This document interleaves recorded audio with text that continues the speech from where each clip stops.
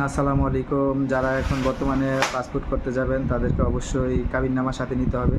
যদি বলেন যে 10 বছর আগে আমার বিয়ে হয়েছে, তারপর আপনার কাবিননামা অবশ্যই দরকার, যেহেতু পুলিশ ভেরিফিকেশন নাই। Voter ID card original copy, বিদ্যুৎ বিলের কপি অথবা পানির বিল যে কোনো একটা কপি হলেই হবে। আর যারা সুপার এক্সপ্রেস দিবেন তাদের ক্ষেত্রে অবশ্যই হয়রানির একটা শিকারের ব্যাপার থাকে। তো তারপরও আমরা সর্বোচ্চ সতর্কতা অবলম্বন করবো যাতে হয়রানি না হয়, এক।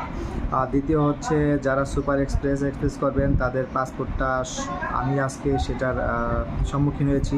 সে পাসপোর্টটা আমাদের উত্তর অফিস থেকে দেয় নাই, সেটা হচ্ছে আগারগাঁও চলে যায়, আগারগাঁও থেকে নিতে হবে।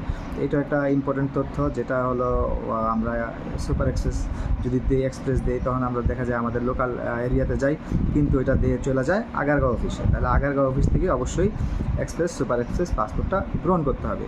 আর সর্বোপরি সবাই স্টুডেন্ট আইডি কার্ড, যারা স্টুডেন্ট আইডি কার্ড সাথে নিয়ে যাবেন, অরিজিনালটা ভোটার আইডি কার্ড, অরিজিনালটা বিদ্যুৎ বিল, অরিজিনাল বিদ্যুৎ বিল না লাগে বিদ্যুৎ বিলের কার্ড, এগুলো নিয়ে যেতে অবশ্যই হবে। আর কাবিননামা তো মাস্ট বি প্রয়োজন। তো এটা হচ্ছে ইম্পর্টেন্ট তথ্য। ইনশাআল্লাহ আমি মনে করি সবাই উপকৃত হবেন। ওকে, আসসালামু আলাইকুম।